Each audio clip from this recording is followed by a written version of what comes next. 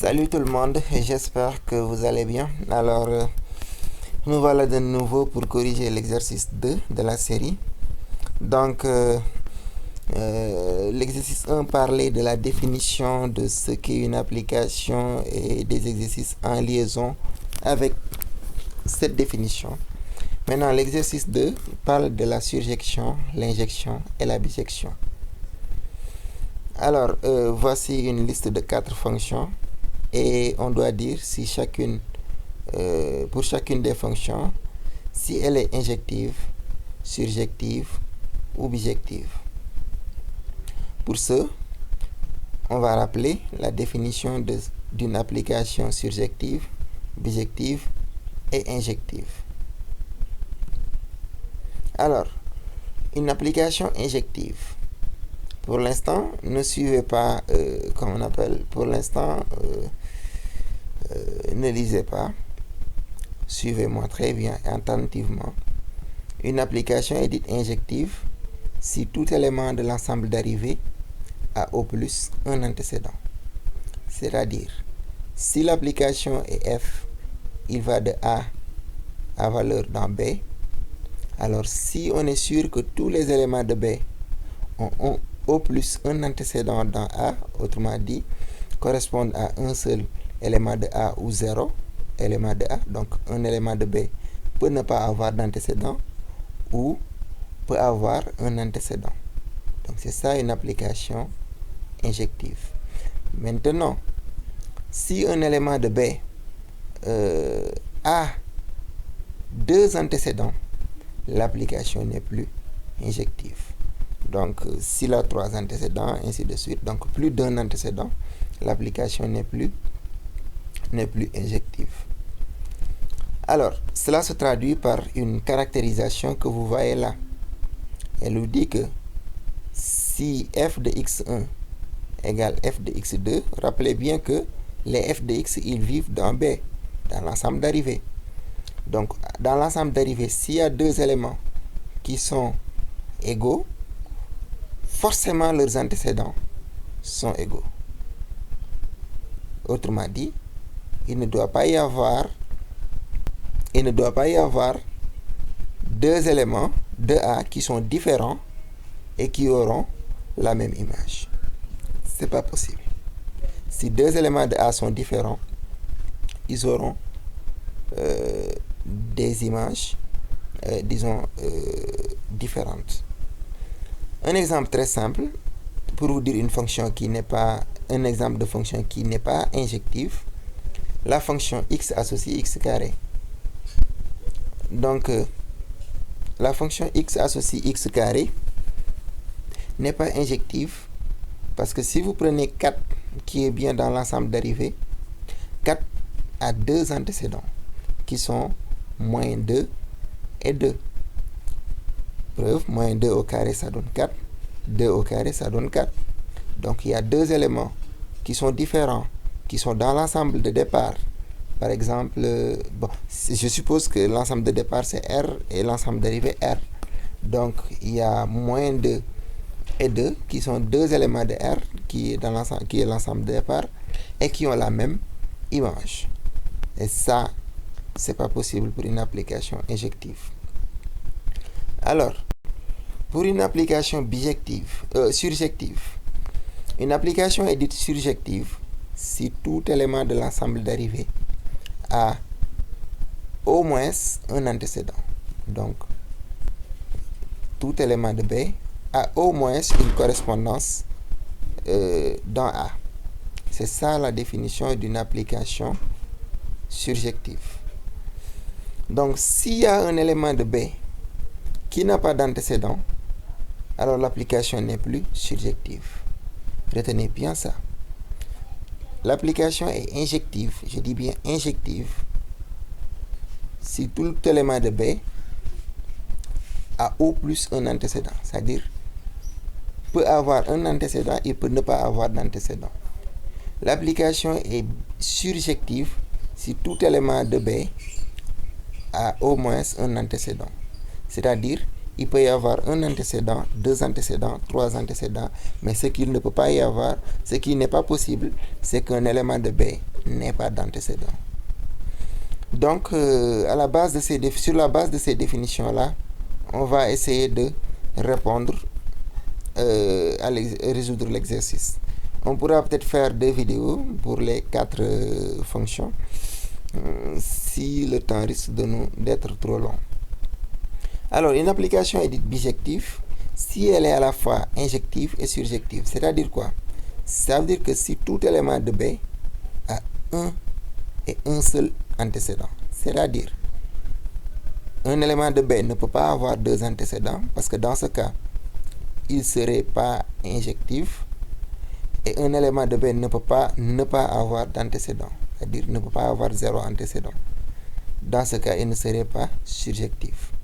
Donc, pour qu'elle soit bijective, il faut qu'elle soit injective et surjective. Ça veut dire que tout élément de B a un et un seul antécédent. Donc, voici la définition de surjectif, injectif et bijectif. Alors, pour la première question, on a la partie entière de X. Ici, l'ensemble de départ, c'est R et l'ensemble d'arrivée, c'est Z. On nous demande si elle est surjective, bijective ou injective. Une méthode simple est de prendre un élément ici, dans l'ensemble d'arrivée, un élément quelconque, et de voir combien d'antécédents cet élément aura. Comment voir ça? Eh bien, pour voir ça, il faut résoudre l'équation E de X égale Y. On a pris un Y qui est dans l'ensemble d'arrivée.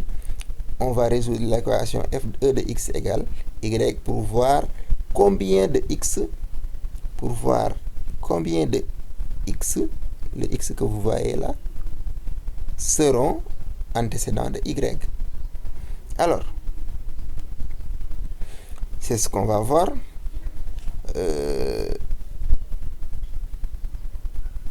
Alors, pour résoudre l'équation, on a appris depuis la seconde à résoudre les équations du type E de X égale Y. La partie entière de X égale Y, en vertu d'une propriété qui dit que la partie, X est compris entre sa partie entière et sa partie entière plus 1. Et la première inégalité est large, c'est-à-dire E de X inférieur ou égal à X inférieur strictement à E de X plus 1. Ici, particulièrement, notre E de X, c'est Y. Donc, Y inférieur ou égal à X inférieur strictement à Y plus 1. Ce qui veut dire que donc, X est dans l'intervalle Y et Y plus 1. Donc, tous les éléments qui sont entre Y et Y plus 1 sont des antécédents de Y. Pour mieux comprendre ça, on va analyser ça dans les détails. Pour chaque Y, il y a une infinité de X qui sont dans Y et Y plus 1 qui sont des antécédents de Y. Là, c'est Y, pas X. Donc, je vais le corriger.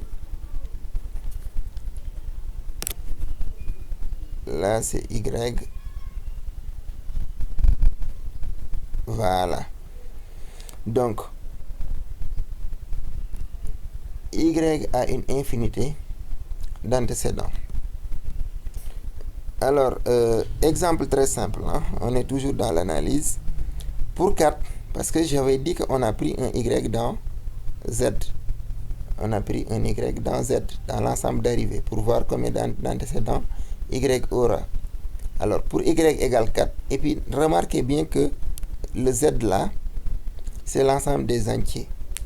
Et la résolution de cette équation là est possible tout simplement parce que Y est un entier. L'ensemble d'arrivée, c'est Z. Donc, si ce n'était pas un entier, si c'était 0,5 par exemple, ou si c'était R, on allait préciser que les Y qui ne sont pas entiers n'ont pas d'antécédent parce que les X n'existeraient pas. Il n'existe pas d'X tel que partie entière de X soit égale à un nombre décimal pur, si ça peut se dire. Alors, revenons à notre résolution. On avait dit que Y est ici. Alors, supposons que notre Y qu'on avait... X est ici, je veux dire. Supposons que notre y qu'on avait pris c'était 4. Donc y égale 4. Et on voit combien de x ont pour image 4. Eh bien, on remarque que quel que soit, d'après ce qu'on vient de résoudre là, x appartenant dans l'intervalle 4 et 5, donc peu importe le x qui sera dans cet intervalle, sa partie entière sera égale à 4. Donc, il y a 4,1, 4,2, 4,7, 4,8, 4 lui-même et 4,9. Ils ont tous la même partie entière qui est 4. C'est ça que donc notre résolution là signifie. Ce qui veut dire que donc 4 a une infinité d'antécédents. Et ces infinités d'antécédents sont tous les réels qui sont entre 4 et 5. Et dès lors que une application a une infinité, un élément de Z a une infinité d'antécédents, l'application n'est plus injective. Parce que je rappelle, pour qu'une application soit injective, un élément de Y ne doit pas y avoir plus d'un antécédent. Il doit avoir seulement un antécédent ou 0 antécédent. Alors, donc, on conclut que 4 n'est pas à une infinité d'antécédents, donc est surjectif mais pas injectif. Alors ici, c'est vrai, on a un peu sous-entendu la surjection, mais la surjection est due au fait qu'on est dans Z. Parce que tout élément Y qui est dans Z a au moins un antécédent qui est lui-même. Par exemple, 4, 5, moins 1, moins 2, ainsi de suite.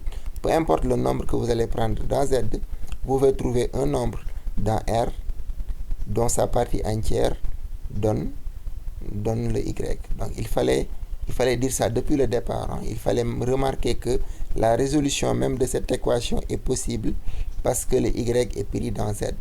Donc si c'était R, on allait préciser que les nombres qui ne sont pas entiers et qui sont dans l'ensemble d'arrivées n'ont pas d'antécédent. Donc si c'était R, on allait commencer par dire que si Y, donc on allait traiter cas par cas, si Y n'est pas entier, n'est pas dans Z, alors Y n'a pas d'antécédent parce que la résolution de l'équation ne serait pas possible. Donc l'application est surjective mais pas injective.